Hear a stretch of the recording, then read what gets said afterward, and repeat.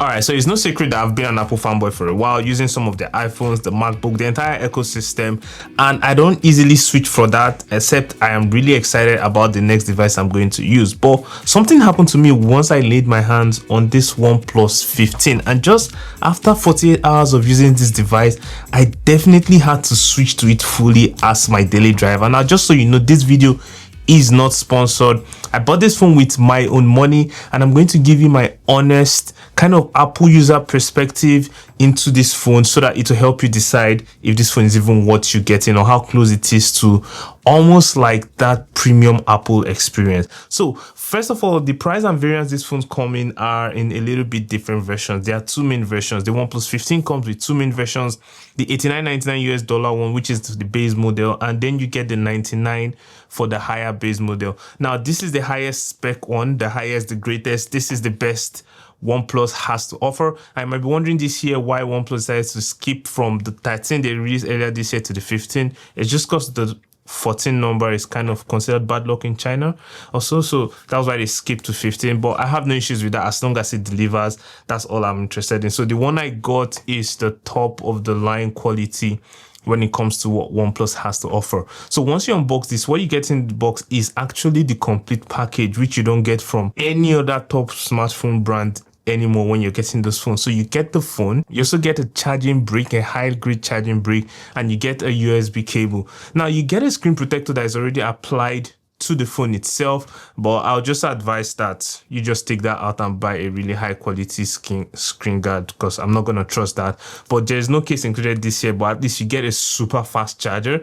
That is nothing we see from any of the top 10 brands anymore. So that is one thing I'm really happy that OnePlus is continuing to doing. And one of the things that if you also get this device, you get a free gift. In my case, I decided to go for the watch, but you can also go for their buds. And I feel like that together with value of almost $300, making you get a phone that is almost 1213 for the price of roughly 1,000. It's almost so hard to go against such value, and that was why I really decided to put in effort into giving you my honest opinion about this particular phone. So when you've gotten this out, finally setting it up, and you're going past all of the initial glory it has, the first thing that stood out to me was the build. Now, this flat aluminum frame with some kind of matte finish is a really solid feel, and if you watch some of the videos online, especially like MKBHD on where he explains how the material used to coat this device actually scratches off other things that you put in it, like your keys or coin.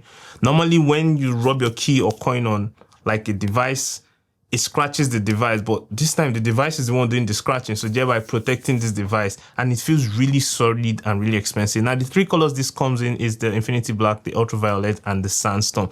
Obviously the Sandstorm looks the best, that's why your boy has that right here. They have a tough resistant scratch coating like I mentioned earlier, and for me, I really love this Sandstorm color. I love how it feels. It looks really premium. If you whip this out of your pocket, everyone's going to know that you're the latest guy in town, so you might want to consider that. For display and performance, the display is where this phone actually really surprised me. A 6.7-inch LTPO AMOLED panel is what is currently in this device, and it goes from 1 Hz all the way to 165 Hz. Yes, 165. It has gone past the 120 screen refresh rate. Now, this is the first phone I've used that can hit that number, but though most games and also applications cannot take advantage of 165, for the ones that can, you're going to experience gaming on this device like no other. It feels buttery smooth. Actually, that was the first thing I noticed when I started playing around with the phone. The phone is super fast and buttery smooth, and we'll talk about why that is possible in a second. The second is now, this is able to perform so smooth and fast because it's powered by that brand new Snapdragon 8 Elite Gen 5. Now, this is the first device in North America that is using this latest Snapdragon chip. I'm sure the S26 that will coming out, all of them are going to have this chip, obviously, but hey, it's first come, first serve. So this is the first using it. Everything is super fast. The animations are smooth, the transitions are super good, and gaming feels really premium on this device. It really is the closest thing to what like an almost iPhone user would use. So I don't know if that was the intentionality behind this phone, but it gives you that kind of experience. Also, if you look at the OS that's powered here, the OxygenOS, coming from the iPhone, it just makes everything super easy. They're familiar. They did copy a lot of things from those UI, but I don't really mind because it's still clean, it still has some character, and the learning curve was really non-existent. You jump right in and feel satisfied. The battery on this device is what is making headlines around the world because the battery is a huge win. Now this had 70,300 milliamps power. That's 7,300 milliamp power. Now for most people, this is just a solid 2 days phone. Now if you're wondering how that battery matches up with the latest phones that have come out this year, like the 17 Pro Max or the S25 Ultra, those are within the 5,000 range, and this is almost 7,000 plus power. It will get you through 2 solid days for a regular user, and charging is also super crazy fast. With that Vogue charging it has up to it can go up to 120 watts, and in some region it can also go up to, I think, 80 watts in North America. But you might think that's all. No, that is not all. This also has something that they're calling bypass charging to protect the battery when plugged in during gaming. Now, normally when you game and you're plugged into your device, it charges the battery and the battery then charges your phone, which gives you the ability to play. But with bypass charging when gaming, when this is connected directly to electricity or to the wall, it just keeps the battery all in all and powers the phone itself. That way your battery is reducing the degradation on your battery, and it will help your battery last a little bit longer. I know, by the way, if you're finding this important, please don't forget to hit that like and subscribe button. You help sponsor these small channels like this and help us grow, so we really appreciate you. But let's get right back into the video. I don't want to waste your time at all. The software and switching from this iPhone, I'd like to talk about my experience as an iPhone user. Now, because this software is OxygenOS 16, it looks really familiar, like the new iOS. Everything looks the same. The gestures are almost the same. The layouts are almost the same. Navigate, even down to the weather app and also the clock. They're really almost the same. So if you're an Apple user and you're worried about the learning curve, you won't have any issues. Like, this is the easiest Android phone I've used, switching from Apple to Android without having to go through any form of learning curve, because it's almost the same user interface. The cameras on this device is where I am a little bit disappointed this year. Now, the cameras here is made up of 350 megapixel sensors plus a 32 megapixel selfie camera. But the real kicker that I'm trying so hard to understand why that happened is they have stopped their collaboration with Hasselblad. I really love the Hasselblad colors.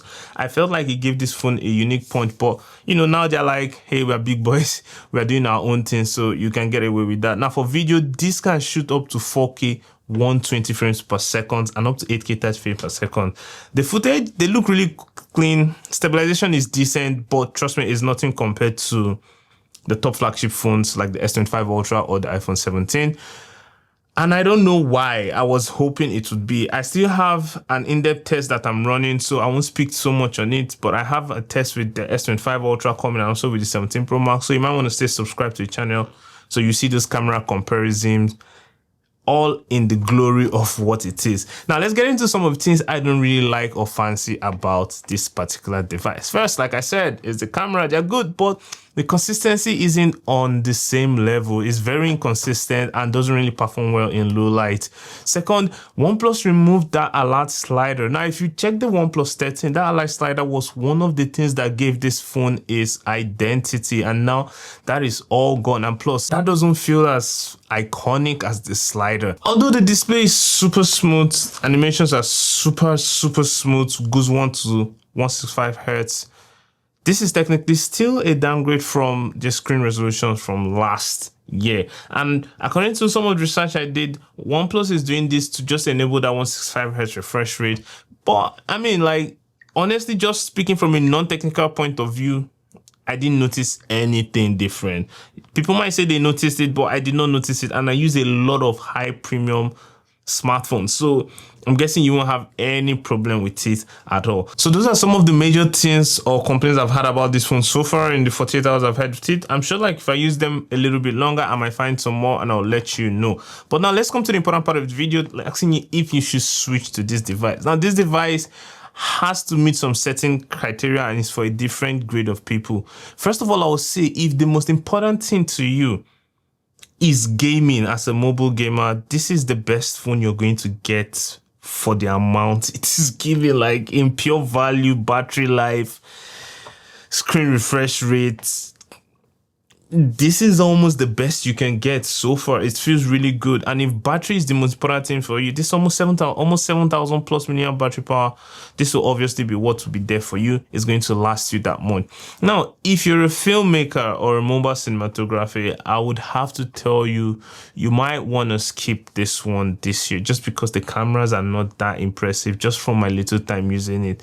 When I do a deeper dive into it, we'll be able to make that decision. But for now, from what I'm seeing and from what I've tried, I don't think it's the best for you. But then again, when we do our deep test, we'll be able to truly identify all of this and make a more conclusive decision. Now, for me, is this phone for me? Definitely, I'm going to be changing to using this as my daily driver for now and trying to figure out every other perks and nicks that this phone has. I'm wondering how someone can make a phone so versatile, so affordable, and really so delightful.